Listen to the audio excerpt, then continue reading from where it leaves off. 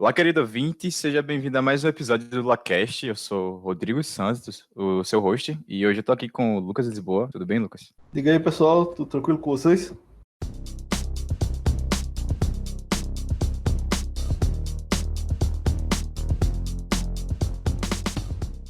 E hoje é um episódio só com duas pessoas, né? A gente não tá tendo nenhum convidado. Também a gente é o primeiro episódio depois da Secomp, que foi um sucesso, né? A gente gravou 2 episódios muito bons lá e a Secomp em si teve diversas palestras muito legais. E foi um evento muito produtivo, muito bom mesmo. Espero que todo mundo que está ouvindo tenha acompanhado. Caso não E tenha bora. acompanhado, tá lá no nosso canal, né?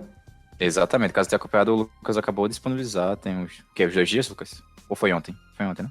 No caso, domingo. Foi mais Domingo ou dia menos 10. outro. Mas enfim, É, não vai ser o ontem quando esse episódio sair, né? quando esse episódio sair, exatamente. Mas já tá no canal da Liga, tá disponível lá pra quem quiser ver, só dá uma olhada, ok? Bora pro episódio.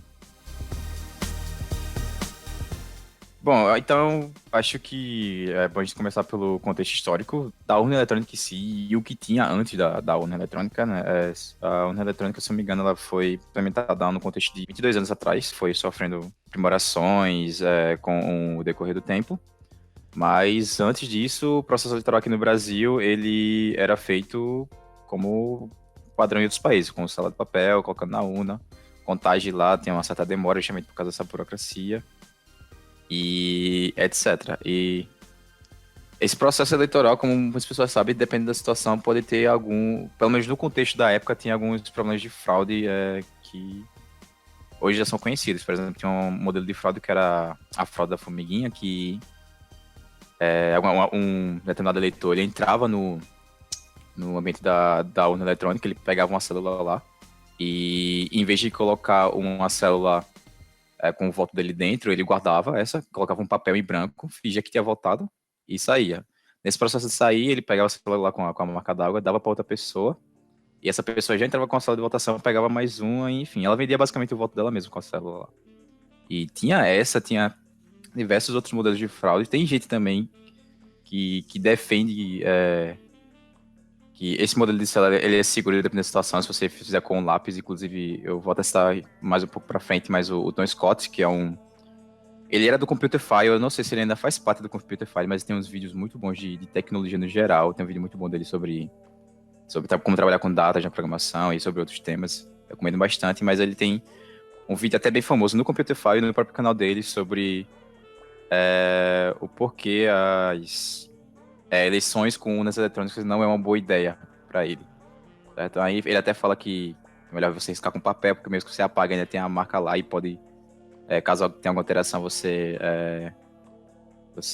vê que o papel foi riscado, foi apagado, e com tinta de caneta não, porque com tinta de caneta você pode pegar uma caneta que com o tempo ela se apague.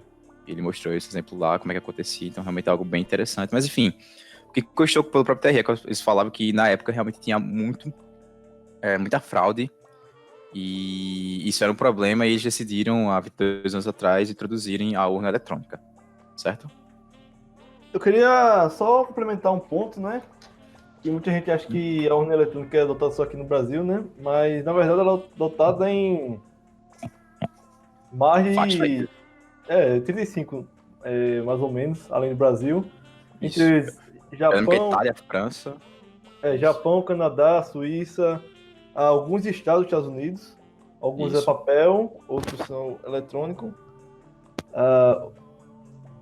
Austrália, enfim, vários exemplos a gente pode citar de Isso. países que adotam, né? México, Isso. Peru, Coreia do Sul. Isso. O que eu lembro é que, como eu falei, a Itália e a França parece que também adotam, e eu acho que são 6 os estados lá dos Estados Unidos que adotam a urna eletrônica, justamente porque ele tem toda essa questão dos estados serem bem independentes em vários quesitos. Aí alguns poucos estados adotam a urna eletrônica lá para fazer a contagem. Aí, enfim, é bem rápido realmente esse contexto histórico para vocês saberem, e aí já entrando aqui no contexto do que é a urna eletrônica. A urna eletrônica ela é basicamente um dispositivo standalone. O que é isso, para quem não conhece o dispositivo standalone? É um dispositivo que ele não está em tese conectada a nenhuma rede, então tipo, ela não está conectada na internet, ela não está conectada numa rede própria, não está conectada a nada, é um standalone. E ela é programável, se não me engano, ela não tem um código aberto. Inclusive, um ponto também que o Tony Scott ele critica bastante é que as urnas, o sistema eleitoral, tipo assim, com urna eletrônica não ter o código aberto pode ser algo perigoso, porque você pode ficar à mercê de código de uma empresa ou do próprio governo que mandou programar esse código e você não vai ter confiança nenhuma. Mas uma coisa que, inclusive, vários dados que eu estou citando aqui, eu vou até deixar na descrição, é do Nerdcast lá do pessoal do Jovem Nerd. Eles tinham um episódio justamente com o pessoal do TRE. Um dos participantes, inclusive, é o cara que ajudou a implementar o sistema da urna eletrônica aqui no Brasil. E ele explica muito bem tudo isso, mas aí contando o que ele também citou lá é que, por exemplo, essa questão da urna eletrônica lá, você tem uma confiança do código, etc. Tem várias maneiras de fazer a auditoria disso. Uma delas é que a própria justiça faz auditoria, os três poderes podem mandar alguém lá fazer auditoria, os partidos são convidados a irem fazer auditoria lá nas urnas. Cada partido coligação tem um prazo de 180 dias quando solicita para ir lá, e eles podem contratar os seus hackers ou pentesters, como você queira chamar, para irem lá. E eles disponibilizam cerca de algumas horas para cada um e esse pessoal fica tentando achar falhas, e tem até premiação para quem acha falha no sistema. E quando acham, você assina um termo lá que você não pode divulgar, e tudo que você achar você realmente vai ter que divulgar para eles, porque eles não querem que, por exemplo, você ache, sei lá, 3 falhas, você só reporta 2. E você se aproveita da terceira falha que você não reportou para reportar para alguém de fora para ela se aproveitar disso no dia da eleição, sabe? Enfim, eles assinam esse termo lá. E as pessoas são convidadas, qualquer cidadão também pode tentar fazer esse processo de auditoria. E tem outros quesitos de própria engenharia de software, se você conhece os dados que estão entrando, os dados que estão saindo, isso daí, você consegue ver que realmente não teve nenhum processo que violou a urna nesse quesito. Além disso, essa questão de código-fonte também, eles têm um próprio sistema que verifica o código-fonte antes de carregar a BIOS da urna, digamos assim, entre parênteses. Porque caso esse código tenha sido violado de alguma forma, esse programa ele vai verificar tudo isso e vai já invalidar a urna, assim, no momento que ela é ligada lá no local de votação. Além de diversas outras formas de testes e coisas do tipo. Como eu falei, ele é um dispositivo standalone, então ela não está conectada a nenhuma rede, alguém não pode aplicar uma técnica de man in the middle. Para quem não conhece, é literalmente o que o nome dela significa, que é um homem no meio, é um cara que entra no meio lá da sua conexão e fica capturando os dados que a urna eletrônica poderia estar enviando para um servidor, caso ela estivesse conectada na alguma rede ou na própria internet até, poderia se utilizar essa técnica. É uma técnica que ficou mais fraca assim com o tempo, mas que ainda existe, e isso é evitado dessa forma. Além de que quando a urna eletrônica ela encerra lá o processo eleitoral, ela faz a contagem dos votos, os votos eles ficam na porta lá da sessão, antes de mandarem lá, né, pro sistema para realmente mandar tudo lá pra central delas. Vale citar, né, que enquanto ainda não foi apurada, né, a votação, né, enquanto tá rolando, os dados ficam criptografados dentro da máquina, né? Isso. E para ter acesso aos dados, é necessário uma espécie de pendrive, né? Com assinatura da Justiça Federal, né? Isso. Eles têm um sistema de assinatura até digital nisso daí, eles até citam no episódio que eu falei no Nerdcast que um dos pontos da galera que ataca a urna eletrônica é que não tem a opção de recortagem. E que isso não é tão verdade, porque a própria urna ela gera uma tabela, e caso algum desses votos lá seja eliminado, a assinatura digital que essa tabela tem, ela é cancelada, então tipo, a urna pode ser invalidada, dependendo da situação, ou algo do tipo. Mas sim, tem todo esse sistema de assinatura digital e etc. Além disso... também, né, que no processo de apuração, né, tem que ter sempre os fiscais dos partidos, né? Isso. E, inclusive, muita gente pode até se perguntar, mas se alguém realmente algum partido tentar violar alguma coisa, etc. Não é... Bom, como eu falei no início, os partidos são convidados a fazer essa auditoria e verificar tudo isso. Eles assinam termos, e enfim. E eu gosto até de citar um livro que eu gosto muito, que é Como as Democracias Morrem, que eu li até um pouco tempo atrás. ele faz toda a análise do processo de eleição do Donald Trump lá em 2016 e de outros locais que tiveram a eleição do representante com uma pegada meio assim fascista e autoritária, independente se era um candidato representante da esquerda ou da direita. E eles comparam com o que aconteceu em 2016 lá nos Estados Unidos com o Trump. Ele tem um caráter bem autoritário. E tem, né? Mas enfim. E eles falam um certo trecho que os partidos são os guardiões da democracia, que eles são seus representantes, eles estão lá para guardar a democracia, que realmente se todos eles estão falhando em algum processo, se tipo, todos eles não falham em avisar o que está acontecendo ali, de estar tendo alguma fraude, etc. Se todos eles passam pano para o que está acontecendo, é porque realmente todo o sistema democrático ali está prejudicado no geral, sabe? Porque se pelo menos um partido desse visse alguma fraude, alguma coisa do tipo, ele poderia reportar e aí já mudaria muita coisa, enfim. Então, nesse sentido, nenhum partido, ele acho que conseguiria se passar a perna no outro, sabe? Justamente porque toda essa auditoria individual de cada um. Além de ficar esse partido, ainda tem do próprio TSE, né? O próprio Tribunal de Justiça Eleitoral. Isso. Tribunal Superior Eleitoral, aliás. Exatamente. E isso, enfim, tem toda a questão da velocidade que a urna eletrônica proporciona. Para quem acompanhou recentemente as eleições dos Estados Unidos lá, que o Joe Biden saiu vencedor, a gente viu que tipo, começou, acho que na terça, Lucas, por aí, não foi? E encerrou no sábado. Foi, porque essa votação foi um pouco mais atípica, né? Porque teve uma votação expressiva pelos Correios, né?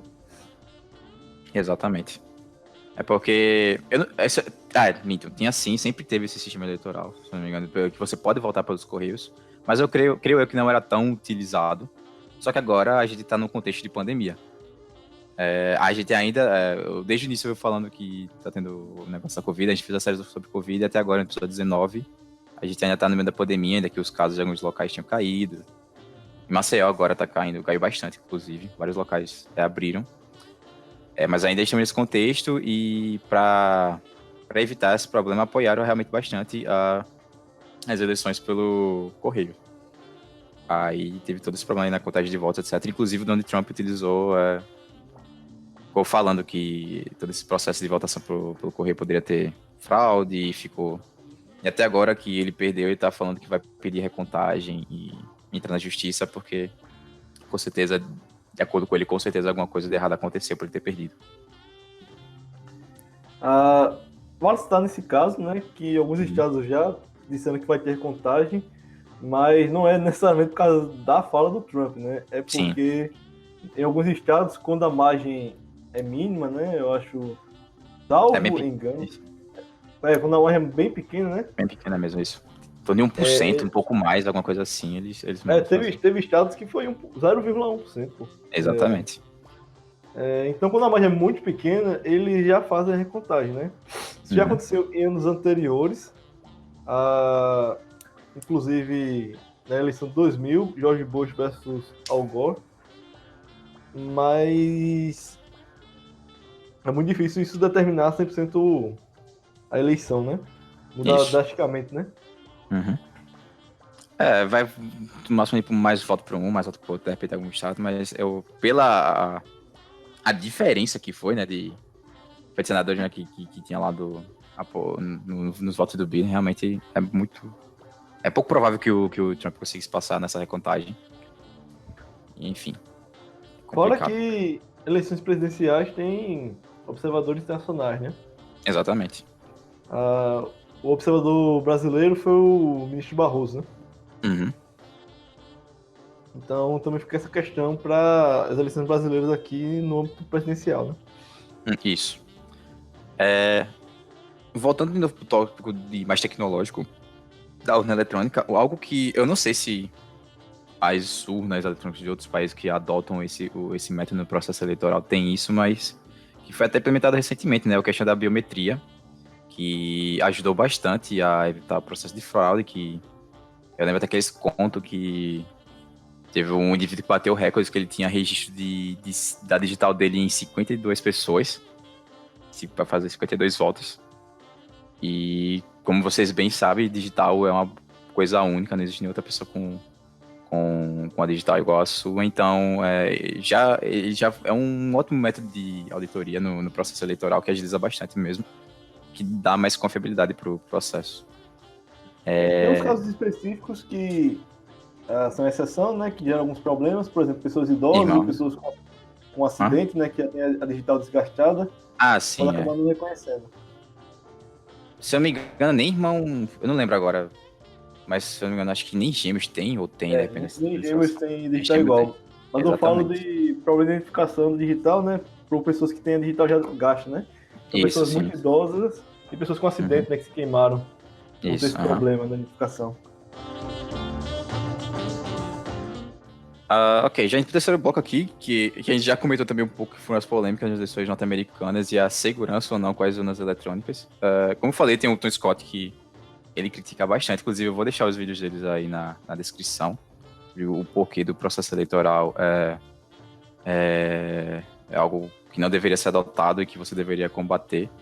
E já dando um spoiler, ele basicamente ele cita dois pontos principais que uma eleição deve ter, que é anonimato e confiabilidade, e que nada nesse processo da urna eletrônica vai lhe garantir um processo de confiança. Pelo menos na maneira como ele estabelece lá, ele não tá, sei lá, ele não imagina como é o cenário do processo eleitoral brasileiro, sabe? Porque ele critica bastante toda essa questão de programação, de uma pessoa só poder quebrar tudo isso daí, de você não saber de onde é que vem o código-fonte, e toda a criptografia, e até o transporte e contagem dos votos é complicado, porque para ele, numa urna de células, quando você abre ela e você tem lá o lacre, você vê que ele não foi violado, e você tem diversos representantes de vários partidos contando esses votos, é mais complicado corromper. Mas, por exemplo, se for numa célula de papel, por exemplo, que você coloca o número do candidato e não marca um X no que é o que você quer, por exemplo, aí às vezes vai muito da interpretação do mesário que tá lá, que pegou o voto para contar e... isso aqui eu acho que é um 47, poderia ser qualquer outro número. Vai de repente um voto para um candidato diferente, sabe? Isso acontece bastante também no ponto da célula de papel. Outro problema da sala de papel, né? É que você, justamente por não ter uma verificação cédula a cédula, você Isso. pode tirar X quantidade e repor X quantidade, né? Uhum. Exatamente. Então, nada garante que aquela X quantidades vai estar iguais, tipo, serem autênticas, né, no caso. Isso.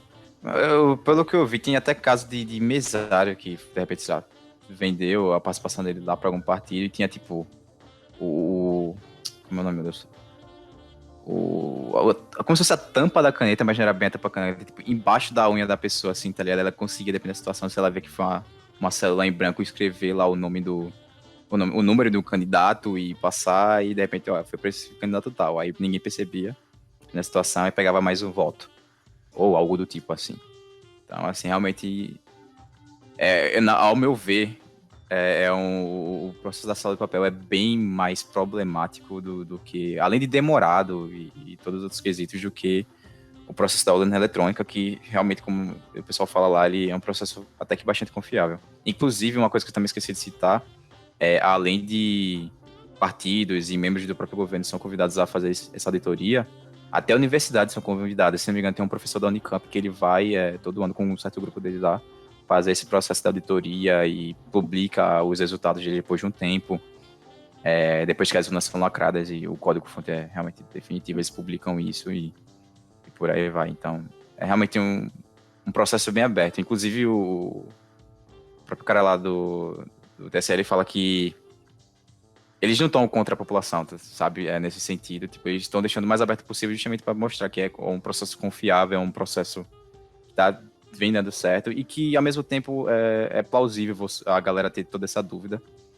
Porque, infelizmente, querendo ou não, a gente tem um histórico de corrupção muito grande aqui dentro do país e é importante que essa dúvida seja alimentada e ela seja instigada em certos momentos, mas também tem que saber o que é o certo e o que é que já tá passando pra teoria da conspiração e o que é que já tá passando pra loucura, sabe? Dependendo da situação, porque o que a gente cansa de ver é que quando tem processo eleitoral de gente gravando urna eletrônica lá, falando que tá com problema, que o cara votou no candidato tal e no final apareceu outro, coisas do tipo. E ainda mais nessa onda de fake news agora. Geralmente só se dá algum crime, né? Então você tem uma pessoa que gravou, bota para gravar a urna já é crime, né? Um ponto é que a urna eletrônica não elimina a questão da fraude 100%, né? Nenhum método, acho que elimina 100% a possibilidade de fraude, né? Mas ela minimiza bastante em relação aos métodos físicos, né? Isso, exatamente. E a gente está entrando bastante aqui no contexto da urna eleitoral, mas até é sempre bom lembrar que a eleição, ela, até outras questões, até o papel da cidadania, ele não é resumido ao momento eleitoral, é resumido no conceito geral, e as eleições, elas acontecem num dia, mas elas começam bem antes. Toda a campanha começa bem antes. E para quem assistiu o Dilema da Rede, a gente até comentou com as meninas do Peixe Papel quando elas vieram aqui na Secomp, que tem alguns pontos bem fantasiosos, mas é um episódio, um documentário bem informativo para a galera que é leiga essa situação, e até para quem acompanhou o escândalo da Cambridge Analytics com o Facebook em 2016, que ajudou bastante o processo de eleição do Donald Trump. Sabe que tem que ter cuidado nesses momentos assim, que a gente às vezes está muito inserido em bolhas e que nem sempre tudo que a gente está consumindo é verdade, e tem que ter cuidado na hora de filtrar as informações que você recebe, principalmente num período tão decisivo quanto os períodos eleitorais, sabe? Então, principalmente se você é da computação e se você está ouvindo isso daí, você realmente tem que estar ligado nesses conceitos. Independente se você está chegando agora ou se você já é do meio, você tem que estar bem atenado, porque você não pode se deixar cair numa bolha de alienação, senão os inimigos, entre aspas, vencem, não a sociedade como um todo. É importante fazer esse reflexivo para diferenciar o que é um questionamento válido, né? Isso. Aí do que é um processo de discreta democracia, né? Então, quando você tem o Trump alegando fraude, mas não apresentando motivos, causas, né? Isso é um movimento de discreta democracia. Tanto é que tem alguns senadores republicanos que já disseram que era um absurdo o que ele estava fazendo. Teve um até que falou don't put the crazy, do tipo, não banca o maluco, né? Banca o maluco, exatamente. Então, aqui no Brasil, né, o próprio Bolsonaro ganhou e ainda assim falou que teve fraude, né? Sim, sim. É bem complicado. Então, dá para ver um interesse aí em descredibilizar a questão do processo democrático, porque as pessoas não demonstraram motivos, causas para essas contestações, né?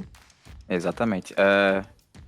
Inclusive, até as falas de Bolsonaro, como por exemplo, se ele não ganhasse, tinha até algum problema, tinha sido fraude, e até as alegações que ele fala aqui em 2022, ele já vai ter ganhado, já é algo extremamente perigoso, e o próprio Trump foi cortado recentemente, eu não lembro qual foi a emissora de canal, mas ele estava dando depoimento sobre... Não foi só uma emissora, foram uma rede. Foram várias, né? Foi uma rede, exatamente. Ele foi cortado porque estava dando uma fala dele lá, e ele alegou esse processo de fraude, sem prova nenhuma, e até o repórter ele fala que isso é algo meio inusitado, mas nós vamos ter que cortar o presidente aqui dos Estados Unidos, porque isso aí não é certo, né? E agora, recentemente, eu até acabei de ver no Twitter deixa eu ver o nome dela, meu Deus. Acho que ela é secretária da Casa Branca. Cadê? Isso mesmo, secretária de imprensa da Casa Branca estava dando mais um depoimento sobre o processo de fraude, entre aspas, das eleições lá, e mais uma vez o apresentador teve que cortar ela, porque ele falou que ela não apresentou nenhuma prova, se ela apresentar alguma prova a gente vai transmitir, mas enquanto ela ficar só alegando só por alegar, a gente não pode permitir isso. Falou assim. Que é plausível. A gente tá numa onda de muita teoria da conspiração, as falas desse pessoal têm um poder muito grande sobre boa parte do eleitorado, principalmente a galera que apoia eles, e alimentar essas fake news em plena rede nacional é algo extremamente perigoso. Então, eu meio que passo o pano para os repórteres e para as redes que fizeram isso. O próprio Twitter, né? O próprio Twitter limitou o alcance Exatamente. do tweet do Trump por causa disso, né? Exatamente. O Trump tava... inclusive, uma coisa que eu também esqueci de citar, ele tava Enquanto ele ainda não tinha perdido oficialmente, ele estava mandando pararem a contagem dos votos. Que é algo absurdo. E tinha as coisas mais insanas acontecendo. Tinha eleitores, eles, tipo, rezando na porta da contagem, tipo, tinha toda uma galera armada de novo fazendo protesto. E o cenário até amedrontador lá nos Estados Unidos, sabe? Eu tenho muito medo de alguma violência tivesse acontecido. Até onde eu sei, nada aconteceu de violência, de grupos saindo no soco, mas ainda Tiveram bem, alguns né? protestos, né? Mas teve os protestos.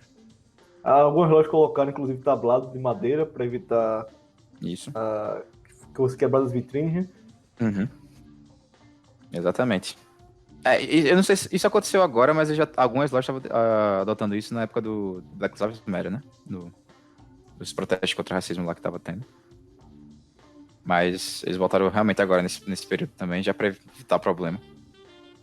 Enfim, tá dando muito o que falar. Eu quero ver como é que o Trump vai se comportar, porque a gente tá falando bastante aqui, porque, beleza, não é uma eleição no nosso país, mas é a eleição da principal potência econômica do mundo, então é algo que meio que influencia todo mundo e até o nosso presidente atual, ele apoia bastante o atual presidente também do lado do Donald Trump, então é importante comentar sobre isso. Isso, tentar também falar sobre isso para falar também das perspectivas de tecnologia que essa vitória do Biden vai trazer, né? Como é que Isso. vai ser o cenário da tecnologia com essa vitória do Biden? Uhum. Principalmente os Estados Unidos, que tem toda uma briga na questão do 5G, né, com a China agora. E, queria ver como é que vai ficar nesse sentido. Não que eles vão parar de brigar porque o Biden ganhou. Pelo contrário, talvez eles vão Mas continuar brigando, mas enfim. o que o Biden demonstrou é que vai mudar o foco, né? Não vai ser mais taxas unilaterais, que o Trump estava fazendo, tipo, meio que fazendo praticamente um embargo, né, com a China. Sim. Tipo, querendo proibir TikTok, né, o 5G, Ele proíbe. explicitamente, né? Uhum. O Biden já demonstrou que não tem interesse de proibir esse tipo de serviço, tecnologia, mas ele demonstrou que tem interesse em fazer uma coalizão internacional para fazer pressão na China, né? Pessoalmente, eu acho que o que mais provável que venha acontecer é que ele tente inserir os produtos norte-americanos no cenário chinês, né? Uhum. Provavelmente essa colisão vai ser para isso. Existe muito uma dicotomia no imaginário brasileiro, né? Que republicanos seriam à direita, né? E os democratas à esquerda, né? Esquerda, Mas exato. são perspectivas diferentes, né? Isso. O Biden está mais para um centro-direita nosso, né? Uhum. Enquanto o Trump está para uma extrema-direita. Inclusive, eu acho o Biden mais liberal que o Trump em essência, né? Sim. Porque ele está querendo diminuir essas barreiras alfandegárias, né? Isso. É Ah, porque não é tudo tão no preto e no branco como você mesmo falou agora, né? porque passando a perspectiva fria, né, de análise, né, para os Estados Unidos é mais interessante colocar o Facebook na China, né, do que proibir o TikTok de chegar lá. Isso. Então, acho que o Biden teve essa sacada de tentar fazer essa pressão internacional, né, para a China se abrir a produtos exteriores, não só mais exportar, né. Uhum. Certamente isso vai ter, isso é muito complexo e exige muitos fatores culturais. A China, desde o pós Segunda Guerra Mundial, teve vários conflitos, teve guerra civil, teve até hoje tem a questão diplomática entre Taiwan e China, teve a ascensão do Mao Tse Tung, teve a Isso. reabertura econômica depois. Então é um Uhum. cenário muito delicado lá. A China se diz dois modelos econômicos, ela diz que adotou dois modelos econômicos, socialista e capitalista. Para mim, o socialismo da China é praticamente fachada, né? Com a segunda economia Uhum. mundial, eu não consigo encarar como um país socialista, né? Ela mesmo se declara comunista, sendo que tipo, o conceito de comunismo não entra naquilo ali, por definição. Então, isso vai envolver muito também a questão das liberdades de expressão, né? Que lá é um tema bastante complicado, né? É, totalmente autoritário lá. A questão de controle tá, por meio da própria tecnologia, a China tem bem esquisito de controle da população. Possivelmente o cenário venha mudar um pouco se realmente vinha se concretizar essa questão do embargo. Embargo não, né? Coalizão internacional, ele tá chamando assim.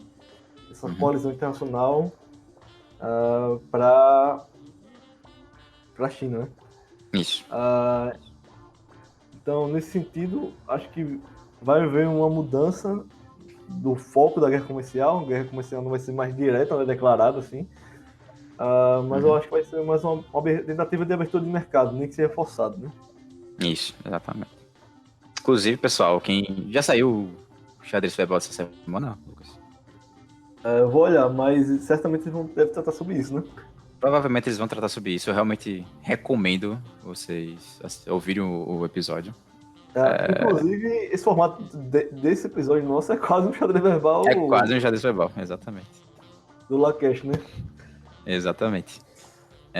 Enfim, é um podcast muito bom, eu recomendo bastante. Mais uma recomendação que fica para vocês. Eles vão estar sobre diversos temas atuais e com certeza eles vão falar sobre isso. Também provavelmente vai ter alguma coisa daqui pro final do ano do Política Nacional do Jovem Nerd também, de 2020. Eles vão soltar alguma coisa, também com o Felipe lá. E que é do xadrez verbal e que é do time do Jovem Nerd. Outro ponto que vai mexer bastante é a seção 230, que tá havendo um debate bastante forte dessa questão da seção 230. Seção 230, para quem não sabe, seria um projeto de lei, não sei se dá para chamar assim a questão jurídica, mas seria uma seção da lei de decência nas comunicações, melhor dizendo, em que tenta responsabilizar as empresas de mídias sociais pelas postagens, fotos e vídeos publicados pelos seus usuários. Então, bora dizer que eu, usuário do Facebook, já fiz um post racista hoje. Não só eu vou ser penalizado, mas o Facebook, por ter deixado eu postar aquele post racista, vai ser penalizado. A proposta é mais ou menos essa. O engraçado disso é que isso gerou discordância tanto dos democratas quanto dos republicanos. Os republicanos falaram que isso está censurando demais, e já os democratas acharam que a lei estava um pouco branda demais. Então, dá para ter uma noção aí da questão do espectro político pelas declarações. Pessoalmente, o que eu acho dessa perspectiva? Eu entendo a polêmica de algumas pessoas que podem não concordar muito, tipo, o Facebook tem milhões de usuários, não dá para prever o que cada um vai postar. Eu entendo esse pensamento. Eu acho válido esse pensamento quando você tem um sistema amador, um sistema que não tem muito suporte, né? Um sistema mais independente. Mas assim, se eu postar no Facebook uma foto pornográfica, ela cai na hora.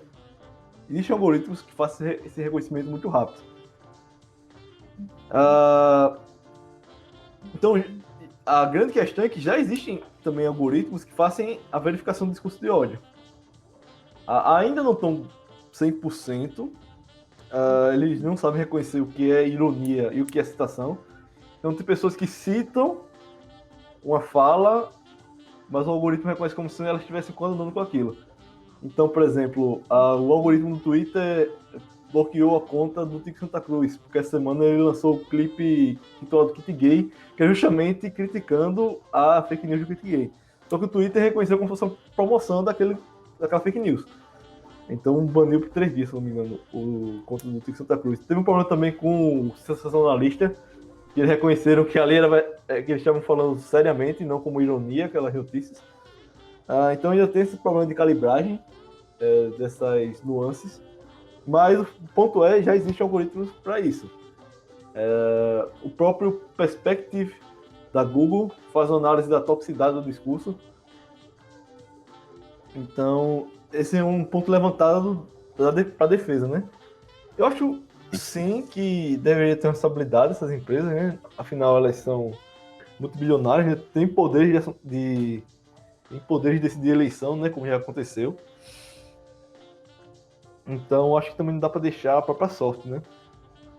Mas sem falar que, como também eles apresentam, assim, para quem assistiu o Dilema das Redes, essas empresas elas têm um potencial de conhecer tão bem os seus usuários que, com certeza, se isso entrar, tipo, eles vão ter a capacidade de identificar os usuários que, de repente, são mais propensos ou não a publicar alguma coisa de caráter racista, de caráter pornográfico lá e auxiliando isso com os outros algoritmos que ele já tem para derrubar, para reconhecimento das publicações, proibir isso, sabe? Então,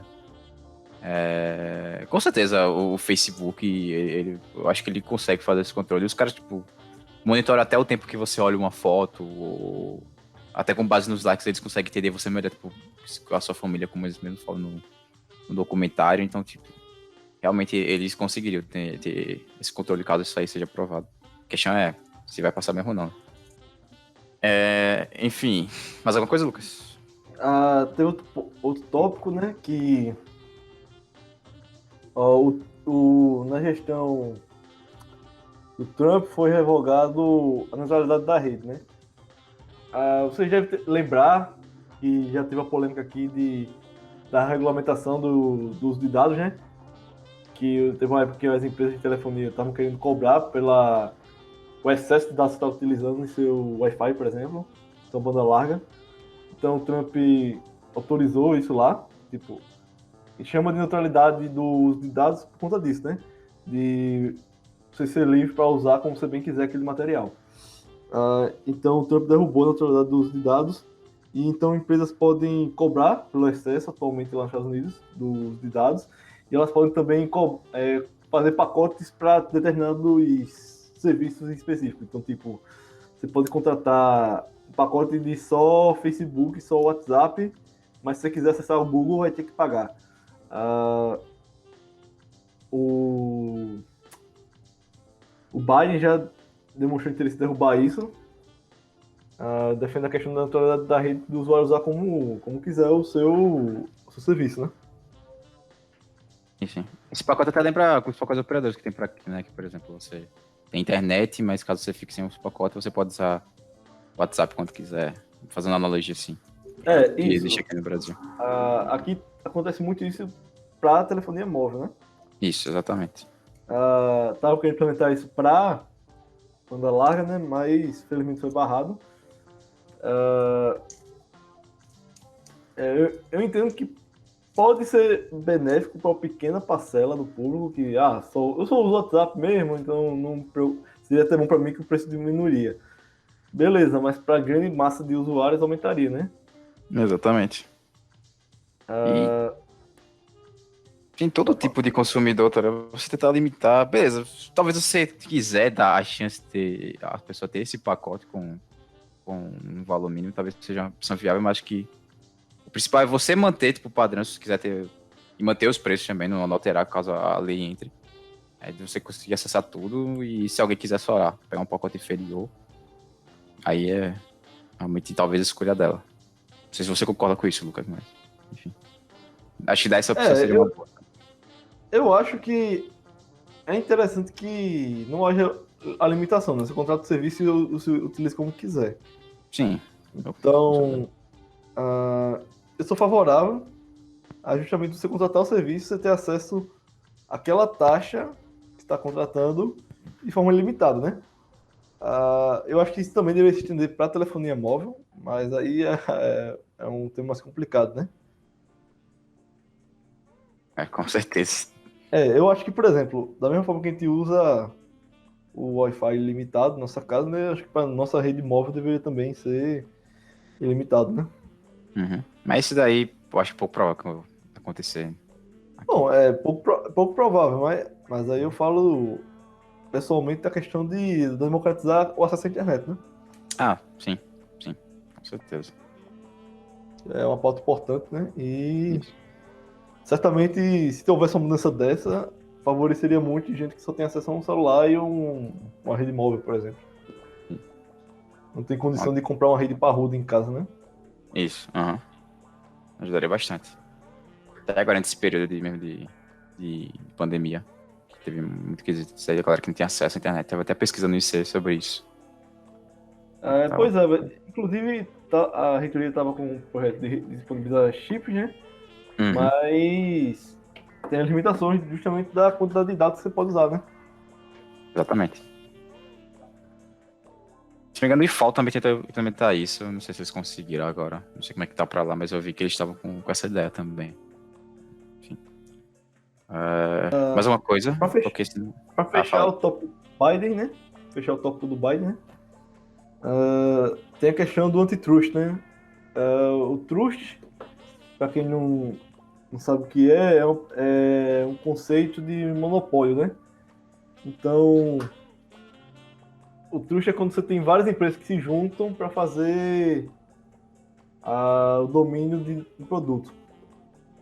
Então, você tem o Facebook que comprou o WhatsApp, o Instagram, e isso é uma política de trust, né? Você compra concorrentes para ter um monopólio daquele tipo de serviço. O Biden já declarou que vai começar a implementar leis para limitar esse tipo de coisa. Mas, vale citar que boa parte das doações da campanha dele foram provenientes de funcionários da Amazon, Google, Facebook, Apple, que justamente são essas empresas que são acusadas de trust. Então, fica questionamento, né? Até onde vai a prática do discurso, né? Tendo em vista essa questão que a gente conhece muito bem no Brasil, né? Como é que funciona, principalmente nos casos das empreiteiras, né? sim, exatamente. Eu não Pode sei se nos acabar Estados deixando. Unidos tem Pra uma falar. regulamentação para isso, né? Da questão Uhum. das violações, né? Eu não conheço não também, mas vai acabar fazendo isso, ele pode deixar a galera que ajudou ele a se eleger, talvez meio puto, e talvez isso gere problemas pra ele, tipo, por causa de uma futura reeleição, ou até mesmo durante o período de governo dele. Eu acho que certamente ele não vai ser uma ruptura radical, não vai ser. Não vai ser. Exagero. Eu acho que muito provavelmente vai ser uma postura de mediador para questões legais. Então, talvez ele não vai chegar e dizer, Facebook, tire fora o WhatsApp, por exemplo, o Instagram, né?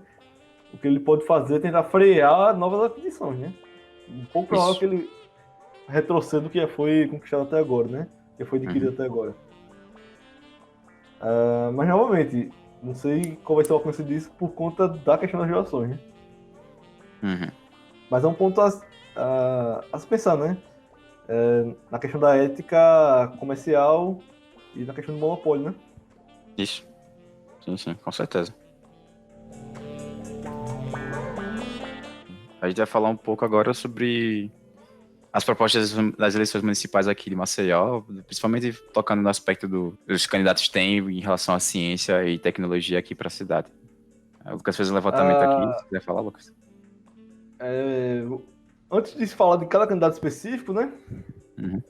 A gente recentemente, agora no governo Rui Palmeira, foi aprovada a Lei Municipal de Ciência, Tecnologia e Informação, a Política Municipal de Ciência, Tecnologia e Informação, né? E nela prevê uma espécie de fundo, né? Mas não está tão bem especificado lá. Então, apesar de ter sido aprovada pelo Rio Palmeira, ela ainda carece de vários pontos. Não sei até que ponto também ele conseguiu implementar, porque foi algo que foi na segunda metade da gestão dele. Mas o ponto é que a única candidata que se refere diretamente a essa lei é a candidata Valéria, né, que foi inclusive a ex-reitora da UFAL. Eu achei bastante interessante a proposta dela, que ela fala em incluir a previsão de 1% da taxa de licença para funcionamento como receita fixa do Fundo Municipal de Ciência.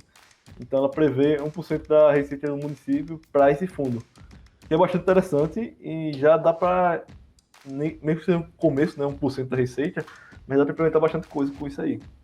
Além disso, também tem as propostas aqui do Alfredo Gaspar, lá do MDB. Ele tem uma proposta de promover acesso à internet através de pontos de Wi-Fi em alguns territórios vulnerabilizados e territórios de oportunidades, contribuindo assim para a inclusão digital. Se não me engano, é um dos que tem mais propostas focadas em tecnologia. Vale citar também que é importante que você, que vai votar agora, conheça as propostas dos candidatos. E é uma coisa até que a gente notou que cada candidato, ele monta ele é obrigado a apresentar as propostas, mas ele que limita, tipo, não tem número mínimo de páginas. Tá até comentando isso com o Lucas antes do episódio começar. Você tem um candidato que eu vou referir daqui a pouco a ele, que ele tem apenas 5 páginas, considerando que um é capa, 4 páginas de proposta. Isso. Assim, eu acho ridículo. Exatamente. Falo com toda a minha sinceridade. Acho ridículo o candidato a prefeito apresentar um plano de governo de 4 páginas, considerando o espaçamento entre os tópicos, né, entre os subtópicos. Fica 4 parágrafos, basicamente, de texto. Para todos os problemas de Maceió, já foi considerada a cidade mais violenta do país. Se não me engano, Alagoas é o estado que mais mata negros no país. Isso. Todos os problemas que a gente tem de educação também, você vem com a proposta de 4 páginas, eu acho risível, né? Mas enfim, vou voltar a esse tópico depois quando falar do candidato específico. O que eu posso adiantar é que, pessoalmente, eu gostei mais da proposta da Valéria. Já tinha inclinação a votar nela pelo histórico dos movimentos sociais e vendo o projeto de tecnologias e pesquisa. Eu achei bem interessante. Como eu falei, é a única que fala da lei. Só por isso já é um diferencial bastante interessante. Ela parte muito para uma parte mais acadêmica, né? Fala questão de museus municipais, de ciência, museu itinerante, pontos de internet pública, socializar saberes científicos, né? Então ela tem uma proposta mais de ponte com a universidade, que eu acho que é mais interessante para o nosso perfil. Em contraste, tem o Alfredo Gaspar, que ele tem bastante proposta para o mercado, né, de tecnologia, né? Então, coisa mais comercial, né? São esses dois candidatos que mais apresentaram propostas de ciência e tecnologia, né? Isso. Ainda tem o Cícero Almeida aqui e o Cícero Filho, que apresentaram só uma proposta cada um. O do Cícero Almeida, eu não entendi qual foi a desse aplicativo que ele citou aqui. Ele simplesmente propôs criar um aplicativo, mas não falou muita coisa desse aplicativo. Se você pegar a proposta lá do Cícero Almeida, você vai ver que é apenas um parágrafo para esse tópico de ciência e tecnologia no geral. Enfim. Se eu me engano, teve um candidato que não apresentou, não foi, Lucas? Foi a Lenil da Luna. Foi, a Lenil não apresentou nenhuma proposta de ciência e tecnologia no geral. O máximo que ela chegou perto foi de colocar construção de casas populares com tecnologia sustentável, né? Mas é o único ponto que aparece a palavra tecnologia. Não aparece a palavra internet, nem a palavra digital, nem a palavra inovação. Então você... É uma campanha voltada para... É um partido novo, né? O Unidade Popular, né? Um partido de esquerda bem mais à esquerda mesmo. Eu conheço algumas pessoas que estão nele, que eram do PCR, Partido Comunista Revolucionário, que era uma vertente de um partido informal que atuava na ditadura e que tinha algumas poucas pessoas que ainda atuavam hoje em dia. E essas pessoas meio que fundaram... Algumas pessoas fundaram a Unidade Popular. O ponto é que parece muito ainda atrelada ao século XX ainda, né? Proposta ainda meio que contexto século XX.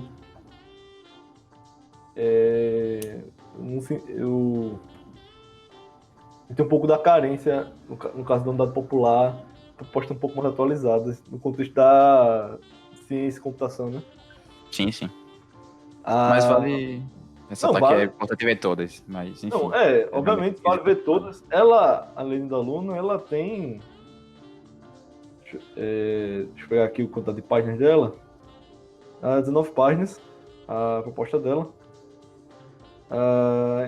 Então, ela, dentro do que ela se propõe, é trabalhar a proposta dela, mas ela não se propõe a questão de computação, ciência e tecnologia. O Cícero Almeida, que foi citado já, né? Ele tava com 7 páginas apenas. Novamente, ridículo, ridículo mesmo. Ele já foi prefeito, ou seja, ele era o que mais poderia ter material para trazer, ou um dos mais que pudesse, mas trouxe apenas 7 páginas, uma é a capa, né? E a proposta dele de tecnologia que é um aplicativo, mas não fala nem o que fazer nesse aplicativo. É pra quem já foi prefeito e tá querendo voltar, eu acho que deveria ter realmente bem mais coisas que tecnologia, que é algo tão importante no cenário geral pra cidade, sabe? Enfim, acho que falha nesse quesito realmente é uma situação complicada para candidatura. Para quem for curioso, o de 5 é Cícero Filho, do PCdoB. Como falei, 5 páginas só. Isso. Com erro de ortografia, não foi? As coisas. 4 páginas, basicamente. Não tem muito comentar, como eu falei, 4 páginas só. Eu acho ridículo. Ridículo. Você troca uma eleição de prefeito e botar 4 páginas. Só não digo que é pior, porque o Cícero Almeida já foi prefeito, né? Então, ele tinha arcabouço para fazer material mais complementar, né? Exatamente. Falando disso até, inclusive, eu vou deixar também na descrição depois, pessoal, mas a Justa Tatu disponibilizou uma reportagem agora recentemente, no dia que a gente tá gravando esse podcast, sobre o que cada plano de governo revela sobre cada candidato à prefeitura de Maceió. Eles fizeram uma análise das principais palavras que aparecem mais na proposta no plano de governo de cada um, e bases aí eles fizeram um levantamento para cada um. Quem quiser dar uma olhada, só pegar o link aí deles, tá bom? Eu vou deixar na descrição também. Vai ter bastante link nesse episódio para vocês, é o que eu tô vendo aqui. Acho que nem coloquei na pauta. Enfim. Tá, dando prosseguimento aqui aos nomes. Outro que, assim, foi lastimável. Eu tô sendo bem sincero aqui, porque eu tive que ler todos para montar a pauta desse programa. Outro que eu achei lastimável foi o Corinthians Campelo. O Corinthians Campelo, ele fez um plano de governo, né, de 14 páginas. Só que a metade final é o nome dos apoiadores, o pessoal que compõe a equipe dele. Já começa por aí. Outro ponto é que ele não disponibilizou um PDF com texto, ele disponibilizou um PDF que era o scan de um texto digitado, né? Então tá torto. Então, além disso, um monte de erro de ortografia, muito erro mesmo, erro de concordância, tipo a palavra informações, faltando tá em informações, negócio assim. Tem erros bem risíveis com a revisão dava para matar, mas enfim. Ele também bota propostas bem genéricas. Fala apenas em para almejar o futuro da cidade é necessário ações estratégicas como oferecer tecnologias sustentáveis ao desenvolvimento do município, e com tecnologia essa é a realidade da interatividade das pessoas. Enfim, não tem nenhuma proposta, são comentários genéricos da importância da tecnologia para a cidade. Eu tô tentando ser o mais frio e mais imparcial possível, né? Mas tem alguns planos de governo que, meu irmão, tá pior que trabalho fundamental, hein? Não, exatamente, tá feio. A pessoa literalmente deve ter vergonha de estar concorrendo e fazer algo tão mal feito assim, sabe? Seguindo aqui, tem Davi Filho. Ele é meio prolixo, né? Ele bota 2 páginas para isso no projeto dele, mas ele é muito prolixo, ele fala muito, porque é um texto corrido de parágrafo, não é um texto de tópicos diferente dos outros, mas ele não fala muita coisa, mas ele fala Discussão de Prolix é isso, fala muito, mas acaba na prática não dizendo muito. Ele só fala que implementar soluções de TI, né, para mobilidade e agilidade, focando em alinhamento entre governo, iniciativa privada, trabalhadores e sociedade em geral,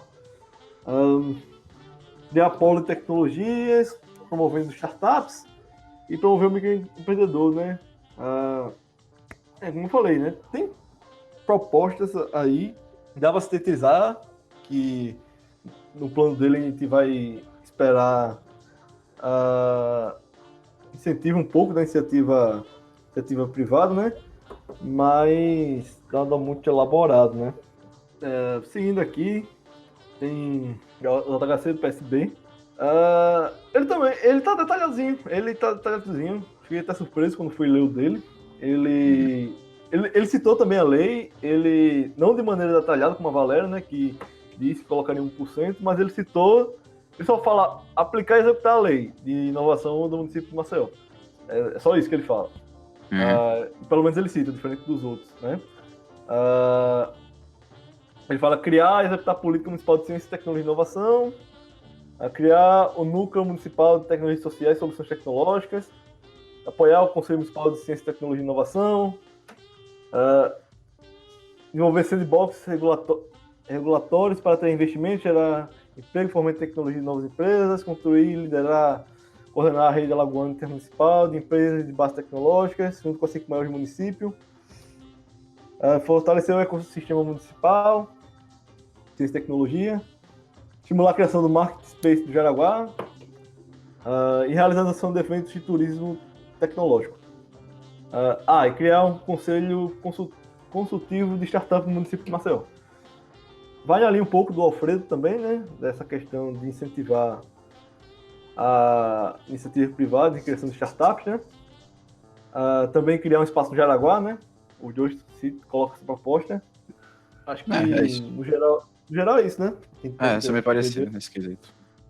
Seguindo aqui, tem o Ricardo e o Josan, né? Basicamente, cada fala de criar núcleos de tecnologia nos bairros para apoiar o uso dos sistemas pela população mais desfavorecida e distante das tecnologias digitais. Além disso, ele fala de implementar a internet de alta velocidade para o uso de tecnologias digitais na educação básica em todas as escolas municipais, incluindo soluções para problemas como a ocorrência de pandemias. Ele também fala de criar programas de inclusão digital e redução de desigualdades e da segregação territorial, estimulando essa aprendizagem para o trabalho. E o último que ele fala aqui é criar pontes que conectem as demandas de serviços públicos de Maceió com as soluções que podem ser produzidas pelas universidades e centros de ensino de Maceió. Até bem que genérico, ele fala um pouco dessa questão da pandemia, justamente que a gente está vivendo agora. Mas não tem nada de novo, ao meu ver. Como eu falei no início, né? Você vai ver que a maioria meio que se intercede um pouco, né? Como eu falei, o diferencial para mim foi a Valéria, por conta que ela estrutura um pouco como seria a questão do fundo, né? Com 1% da receita municipal. Você vai ver no geral, você vai ver muita questão de fomentar a tecnologia, alguns partindo mais para iniciativa privada. Alguns vão tocando na questão de pontos Wi-Fi, né? Isso. No geral é isso. Só para não acharem que a gente excluiu o Josan, eu peguei aqui o plano de governo dele. Então o que ele disse seria monitorar espaços públicos com tecnologia, né? Isso. Então também teria a questão dos semáforos, né? O Alfredo também tocou nesse ponto. Acho que a JHC também. Operar serviço online de documentação cidadã. Já existe isso, né? Talvez ele queira dizer melhorar. Ficou meio vago aqui no projeto dele. Postes de iluminação inteligente interativos. Dá para pensar em uso de sensor aí, né? Isso. Desenvolver políticas educacionais, incentiva a inovação, empreendedorismo, científico e tecnológico. Novamente bem genérico. O Josan, em específico, acho que vale um parênteses aqui, né? Que ele foi o candidato do Bolsonaro na última eleição, né? Então, não tem um histórico muito favorável com ciência e tecnologia, né? O, o Bolsonaro, né, como a gente sabe, ele teve toda a polêmica dos cofres, né, de bolsas de pesquisa, né, que ainda está acontecendo, infelizmente, em algumas áreas, principalmente com relação ao mestrado. Soube que o mestrado está sofrendo muito em relação a isso. Então, pessoalmente, fica um pouco desse dilema em relação a dar crédito à proposta de incentivo dele à tecnologia de fato. Mas vale dar uma olhada no material dele. Como qualquer outro candidato, né? Exatamente. Vai melhorar bem todo mundo. Essas são só as questões de ciência e tecnologia, mas como eu falei, as eleições municipais, elas vão muito além disso. A gente só está citando isso aqui porque é o foco do podcast, mas elas vão muito além disso. Se fosse falar em todos os programas, em todos os pontos, exato, aí ia ser 3 horas só desse tópico. Exatamente. Ia focar muito do propósito do LaCast, né? Exatamente. Então é isso. Eu acho que deu para fazer um panorama geral dos candidatos, né? Em relação a esse aspecto de ciência e tecnologia. E a gente tocou bastante no ponto da parte técnica e da parte até histórica e o conceito mais geral da política do exterior lá dos Estados Unidos com as eleições agora, que era o que a gente justamente queria. Bom, mais uma vez, obrigado, Lucas, por estar aqui comigo nesse episódio hoje. Valeu aí, pessoal. Tudo de bom para vocês. Tenham consciência na hora de votação, né? Analise os candidatos, analise o histórico também deles, né? Acho que é bom frisar isso. A gente sabe que, infelizmente, nem todos condizem com as suas propostas, né? Então, analisa tanto os programas de governo quanto o histórico de cada candidato, né? A gente sabe que tem alguns envolvidos em projetos de corrupção, né? Infelizmente. Então, sempre vale fazer esse comparativo entre teoria e prática. Exatamente. E, mais uma vez, obrigado a você, querido ouvinte. Como você falou aí, consciência na hora de votar. Se manter seguro nesse período de pandemia, vá protegido, leve um álcool em gel, use a máscara sempre. E eu espero que a gente tenha conseguido ajudar você de alguma forma nesse quesito. E eu vejo vocês na próxima. Um abraço, até mais.